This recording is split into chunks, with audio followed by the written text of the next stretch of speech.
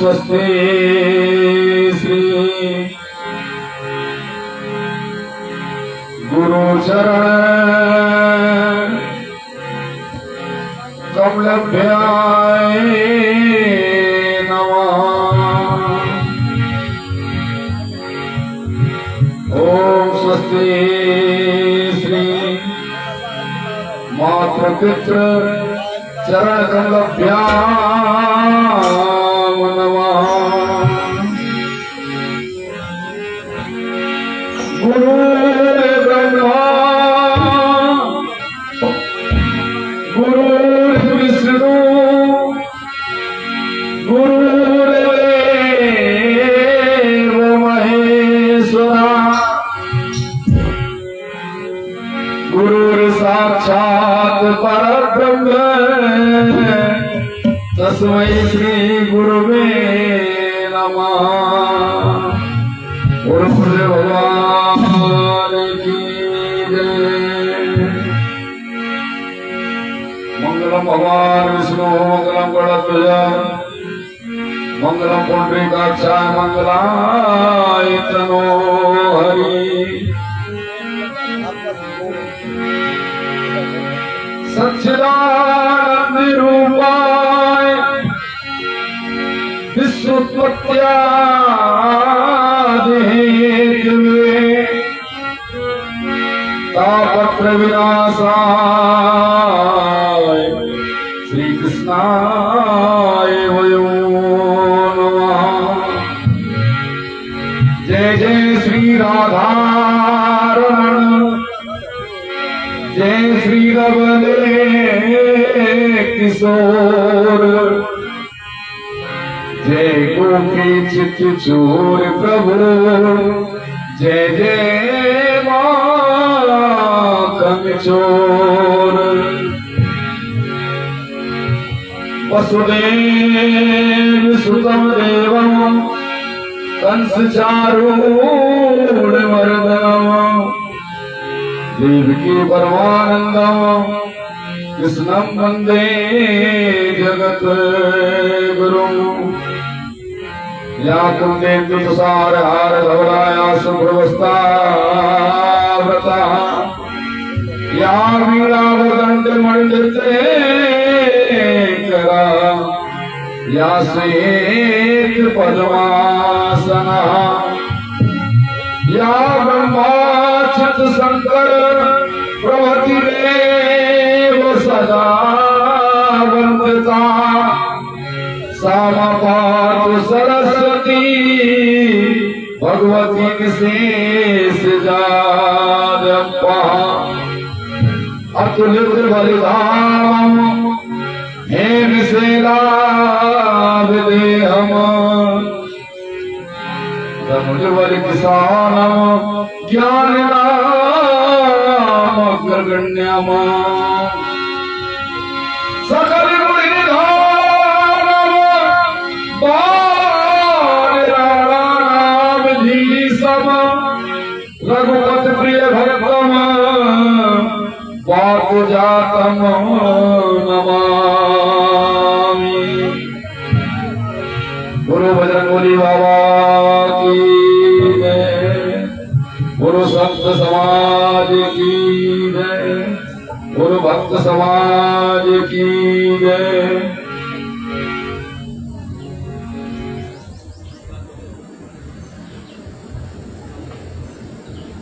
आदरणीय परीक्षित जी आरती के लिए आ जाएं आप। आरती करवा लें आगे। हाँ आरती कर लें आप खड़े हो जाएं।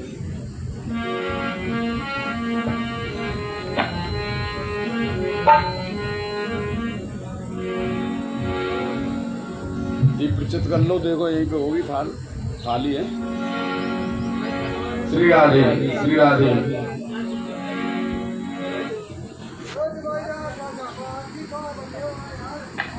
जय श्री राधे, जय श्री राधे, श्री राधे कृष्ण, श्री राधे गोविंद, जय श्री राधे, जय श्री राधे, श्री राधे गोविंद।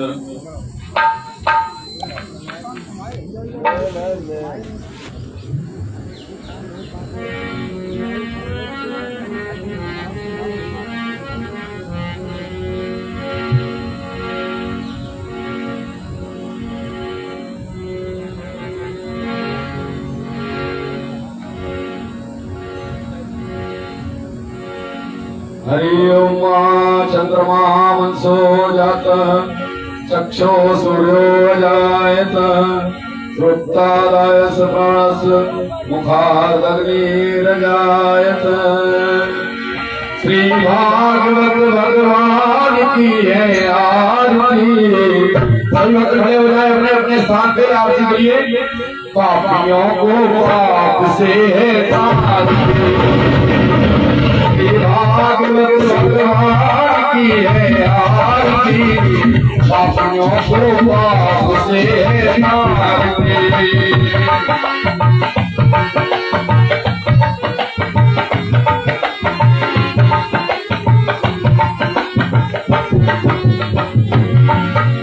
शांति गीत पावन पुनीत पापों को मिटाने वाला हरि दर्श कराने वाला। ये शांति गीत पावन पुनीत पापों को मिटाने वाला हरि दर्श कराने वाला। ये सुख करनी ये दुख हरणी, ये सुख करनी ये दुख हरणी। जग के मंगल की आरती। पापियों को पाप से तार दे। श्री भागवत भगवान की है आरती। पापियों को पाप से तार दे।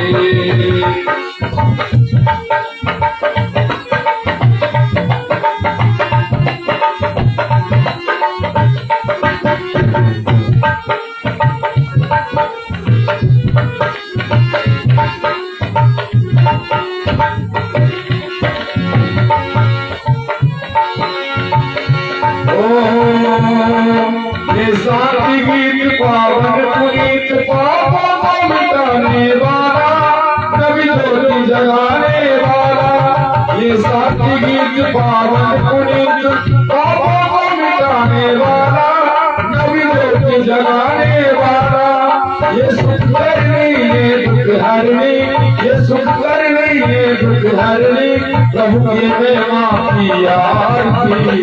पापियों को पाप से तारती। श्री भागवत भगवान की है आरती। पापियों को पाप से तारती।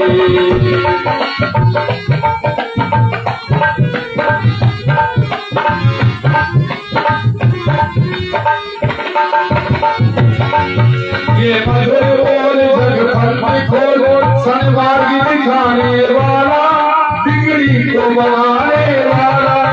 ये मधुर बोल जग फल खोल शनिवार की दिखाने वाला बिगड़ी को बनाने वाला।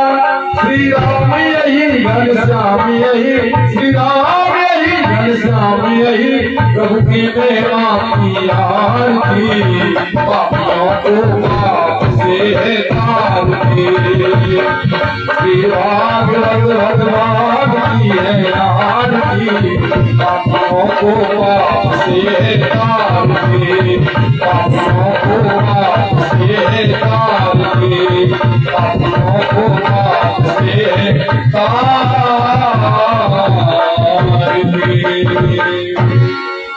बोले भागवत भगवान की जय। आचमन करवाए दो। आचमन आचमन संपूर्ण भक्तजन अति शीघ्र बढ़ाने की कृपा करें।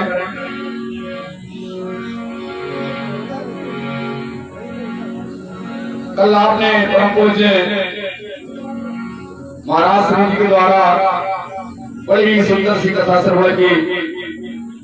भागवत क्या है कल आपको गुरु जी ने बताया। भागवत सुनने से क्या प्रभाव होता है, क्या लाभ होता है, ये श्रीमद् भागवत तीनों पापों को नाश करने वाली ये श्रीमद् भागवत कथा है।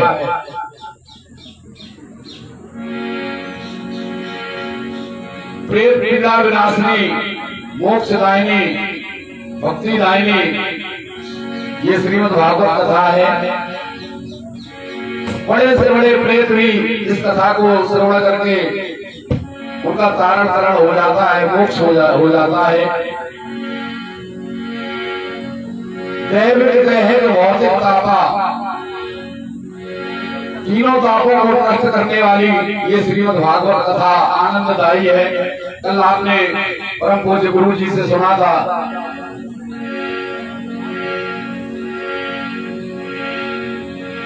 सत धन चित धन आनंद। आनंद तो सिर्फ केवल परमानंद यानी भगवान कृष्ण ही आनंद है।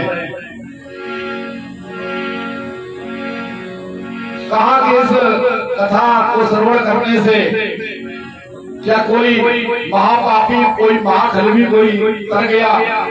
राजा परीक्षित ने पूज्य सुखदेव महाराज जी से यह प्रश्न किया तो सुखदेव महाराज जी परीक्षित जी से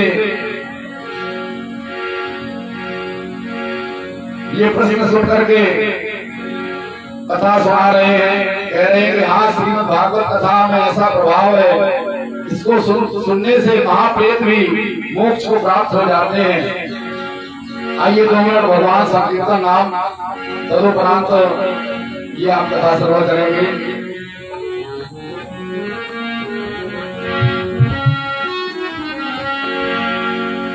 श्री राधे गोविंदा मन भजले हरि का प्यारा नाम है। श्री राधे गोविंदा मन भजले हरि का प्यारा नाम है। गोपाला हरि का प्यारा नाम है, नंदलाला हरि का प्यारा नाम है। गोपाला हरि का प्यारा नाम है, नंदलाला हरि का प्यारा श्री राधे गोविंदा मन भजले हरि का प्यारा नाम है। ताली लगा के सही बोलो, जय जय श्री राधे।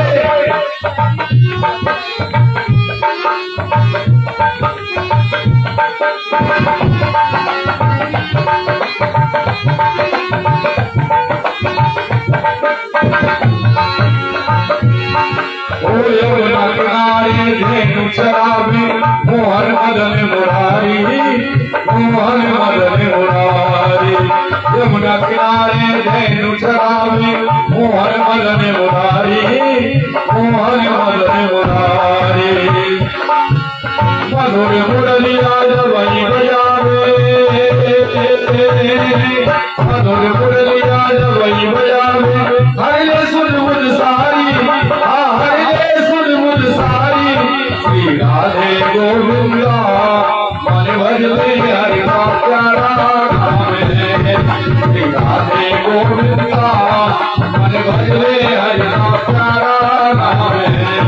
गोपाला हरि का प्यारा नाम है, नंदलाला हरि का प्यारा नाम है। श्री राधे गोविंदा मन भजले हरि का प्यारा नाम है।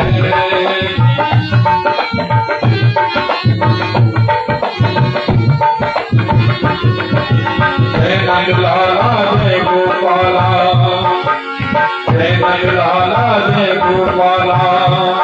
श्री राधे गोविंदा मन भजले हरि का प्यारा नाम है। श्री राधे गोविंदा मन भजले हरि का प्यारा नाम है। मन भजले हरि का प्यारा नाम है, मन भजले हरि का प्यारा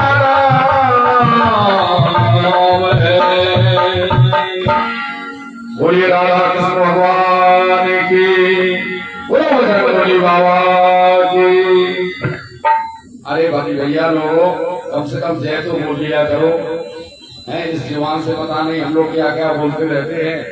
ये जिभ्या केवल स्वाद लेने के लिए नहीं दी गई है, है कि अच्छा अच्छा स्वाद लो और उसके बाद स्वाद लेने के लिए नहीं।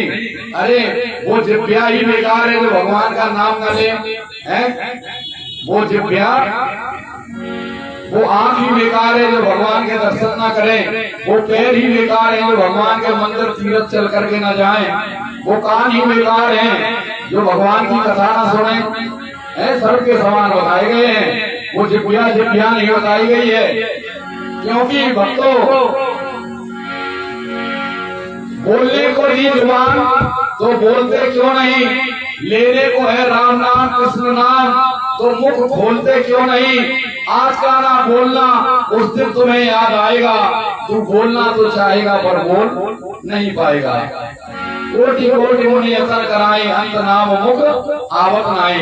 तो इसलिए जब आप लोग अभी से अभ्यास करेंगे तो अंत में भी नाम आएगा। तो एक बार आप लोग दोनों हाथ उठा करके जयकारा लगा लें सही वक्त, बोलिए बजरंगबली बाबा की। इस प्रकार से बहुत बहुत बहुत बहुत धन्यवाद। श्री सुखदेव जी महाराज कहने लगे, आइए राजन परीक्षित, मैं आपको एक कथा सुना रहा हूँ। इस श्रीमद् भागवत कथा श्रवण करने से बड़े महापेत भी तारण तारण हो जाते हैं। तुंगभद्रा के तट पर एक ब्राह्मण रहते थे, आत्मदेव नामक, बहुत ही कर्मकांडी ब्राह्मण थे, बहुत ही भगवान की भक्ति किया करते थे, सामाजिक थे,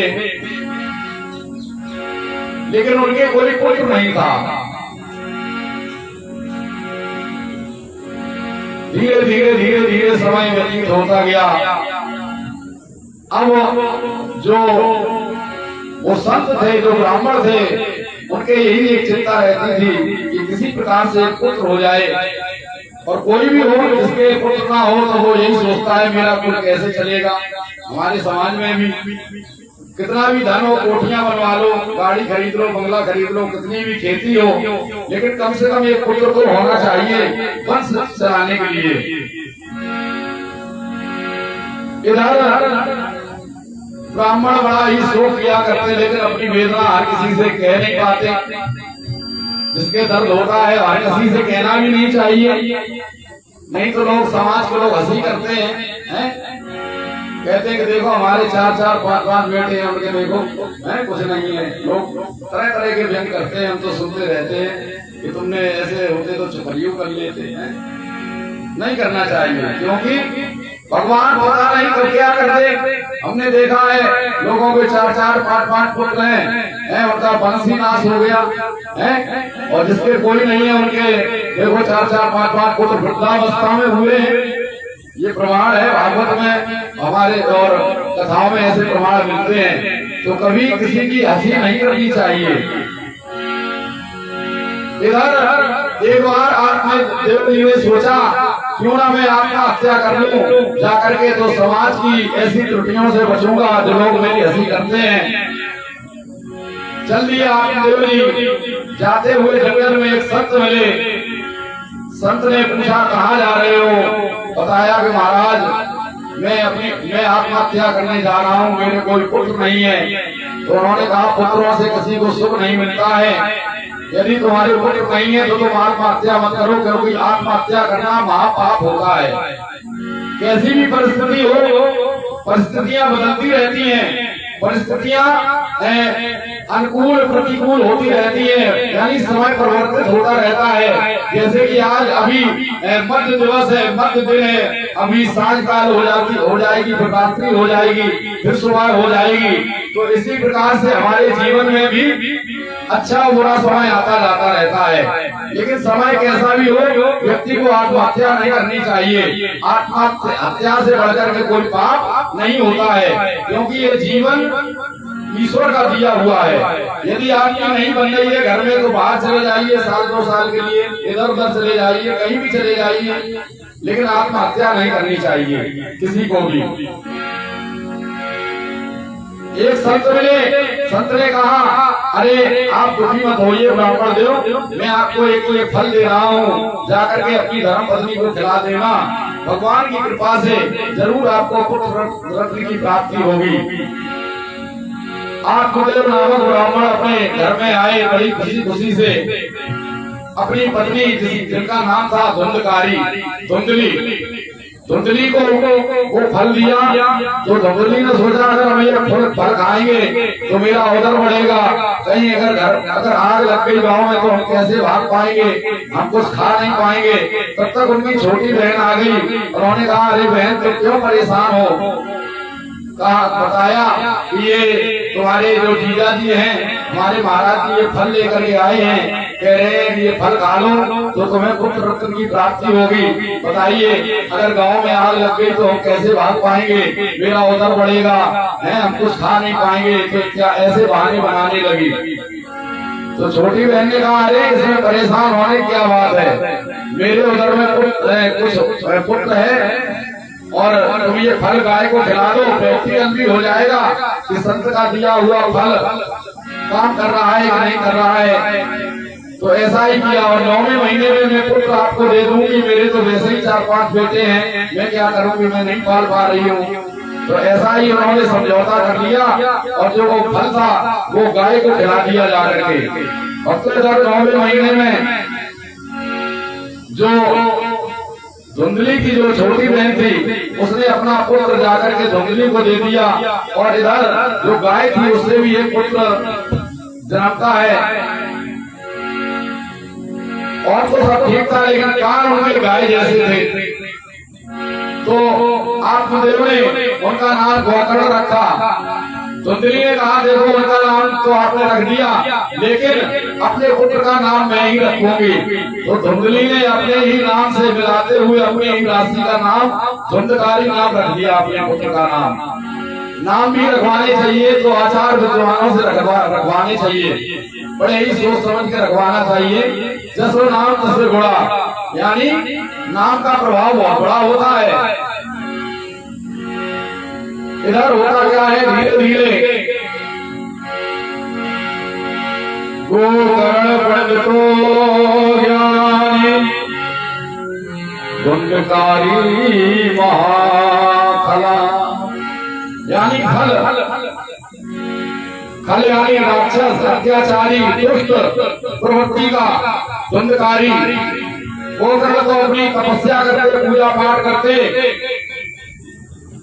और जैसे ही विवाह हुए घूमने योग हुए तो चातुर्मास का परिक्रमा करने के लिए निकल गए गोकर्ण जी घर छोड़ करके, क्योंकि जो संत विद्वान होते हैं वो एक जगह नहीं रुकते हैं। इधर धुंधकारी ने क्या किया, धीरे धीरे पथगामी हो गया, मदरा पान करने लगा, गलत लोगों की संगत कर ली, जुआ इत्यादि खेलने लगा, वैश्यागामी हो गया, वैश्याओं का संग करने लगा। अब तो मदरा पीता जुआ खेलता और अब धन कहाँ से आए, तो धीरे धीरे जो भी आत्मदेव का धन था, पूजा पाठ का सामान था वो भी सब बेच दिया, घंटी सब बेच दी। एक दिन आत्मदेव ने कहा धुंधली से कि देवी वो मेरी घंटी ले आओ, जो घंटी ले आए थे पूजा के लिए मुझे घंटी चाहिए। उन्होंने कहा महाराज घंटी तो नहीं है, घंटी कोई मांग के ले गया है। तो आत्मदेव जी कह रहे हैं तब तक अपने बेटे का पक्ष लोगी है, ये कहो कि बेच आया जाकर के जुआ खेल लिया। अब तो आत्मदेव बहुत परेशान अपने पुत्र से। अब तो होता क्या है धीरे धीरे वैश्यागामी हो गया, जितना भी धन था घर का सब खर्च कर दिया। अब तो चोरी करने लगा क्योंकि घर में कुछ रहा ही नहीं, बर्तन वर्तन सब बेच दिए। एक दिन क्या किया इसने, अपनी माँ जो थी धुंधली उसको भी उसने मार दिया। पैसे मांगता था आकर के पैसे दो और फिर कहाँ से पैसे आए, तो गुस्से में इसने अपनी माता को भी मार दिया। इधर होता क्या है, वैश्याओं चोरी करके जो भी ले आता वैश्याओं को देता, जाकर के वैश्याओं के संग रहता।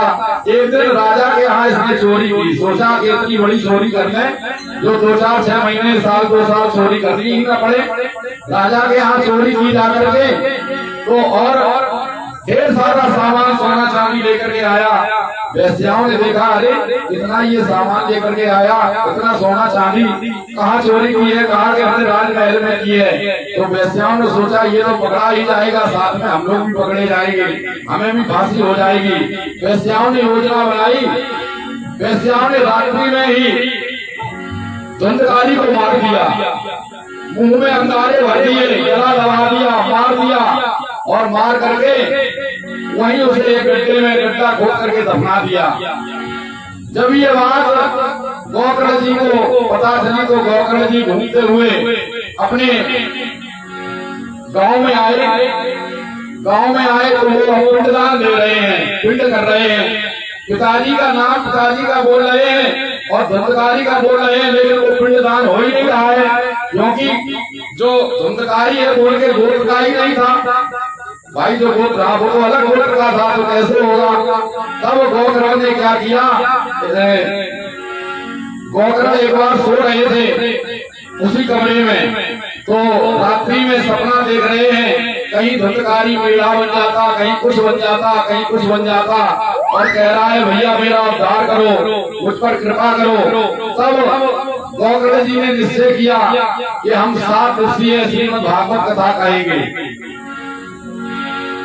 सभी गांव वालों को निमंत्रण दिया, सभी गांव वाले आए, ऐसे ही एक गद्दी लगाई गई और 7 दिन कथा हुई। एक बांस गाड़ दिया गया, क्योंकि जो प्रेत आत्माएं होती हैं उन्हें कोई स्थान तो ऐसी जगह तो नहीं बैठ पाते हैं, हनुमान जी का पहरा रहता है, हनुमान जी घुसने नहीं देते हैं, इसीलिए तो ये 7 गांठ का बांस ये गाड़ा जाता है। पहले दिवस की कथा हुई, एक गांठ चटक गई, ऐसे धीरे धीरे 7 गांठें चटक जाती हैं और देखते क्या है एक दिव्य प्रकाश उसमें से निकलता है और भगवान के पार्षद अपनी पालकी लेकर के आते हैं और पालकी में बिठा करके उस दिव्य प्रकाश को लेकर के स्वर्ग लोक के लिए जाते हैं। और जितने श्रोता थे उन्होंने कहा रुक जाओ महाराज, ये क्या था। उन्होंने कहा ये भगवान के पार्षद आए हैं विमान लेकर के और गोकर्ण धुंधकारी का उद्धार हो गया है। तो उन्होंने कहा कि कथा तो हमने भी सुनी है, तो हम लोगों के लिए विमान क्यों नहीं आया। तब गोकर्ण जी ने कहा कथा तो आपने सुनी है, लेकिन मन से कथा नहीं सुनी है, तन से यहाँ रहे हो, मन से यहाँ नहीं रहे हो, इसलिए आप लोगों के लिए विमान नहीं आया। तब गोकर्ण जी ने 7 दिवसीय भागवत पुराण फिर से वहाँ पर सुनाई जाकर के भक्तों, तो पूरे ग्रामवासियों के लिए सभी के लिए विमान आता है।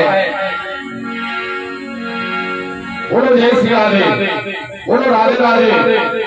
तो इस प्रकार से महाप्रेत गोकर्ण का भी उद्धार इस श्रीमद् भागवत कथा श्रवण करने से हो जाता है भक्तों।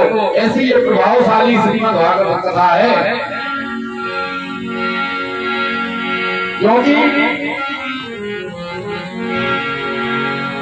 जो भी श्रीमद् भागवत कथा को सुनते हैं उनके संपूर्ण बिगड़े काम बनते हैं। भक्ति माता साक्षात उन पर कृपा करती हैं और उन्हें मोक्ष की प्राप्ति होती है। जो भी श्रीमद् भागवत कथा श्रवण करते हैं, ऐसी प्रभावशाली ये श्रीमद् भागवत कथा है। जब भगवान कन्हैया परम धाम को जाने लगे तो इनके जो मित्र थे उद्धव जी ने कहा कि प्रभु हम कैसे रहेंगे, हम लोग कैसे रहेंगे आपके बिना। तब भगवान कृष्ण ने कहा मैं कहीं जा नहीं रहा हूँ, मैं साक्षात इस महापुराण में समाहित हूँ। ये भगवान का वाम अंग है, भगवान साक्षात श्रीमद् भागवत महापुराण में विराजमान है, इसलिए इसे कोई साधारण ग्रंथ नहीं समझना चाहिए और ना ही कोई कभी संदेह करना चाहिए। आइए इसकी आगे कथा पूज्य गुरु जी के द्वारा आप लोग सुनेंगे। 2 बार नाम संकीर्तन। जय सिया राम, जय सिया राम, ताली लगा के जय सिया राम, जय सिया राम।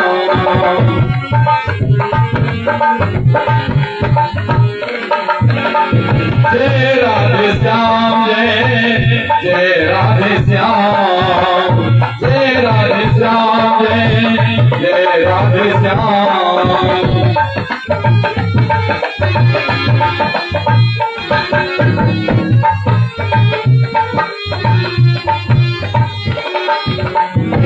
चारों ओर निराशा हो जब, चारों ओर निराशा निराशा हो जब शेष न कोई, आशा हो जब शेष न कोई, आशा हो जब चारों ओर जब निराशा हो, जब आपके चारों तरफ के मार्ग बंद हो जाएं, तब केवल एक ही मार्ग रहता है, वो भगवान का मार्ग। चारों ओर निराशा हो जब शेष न कोई, आशा हो जब, तब फिर बोलो यही नाम, तब फिर बोलो यही नाम। सीताराम जय सीताराम, राधे श्याम जय राधे श्याम, सीताराम जय सीताराम, राधे श्याम जय राधे श्याम, जय सीताराम जय राधे श्याम, जय सीताराम। बोले हनुमान जी महाराज की। भक्तों, तो जब भी संकीर्तन करवाया जाए तो आप लोग जरूर ताली बजा करके बोला करें और बोलो गुरुदेव भगवान की। सभी भक्त अपने अपने स्थान पे खड़े हो जाएं, खड़े होकर के अभिवादन करें।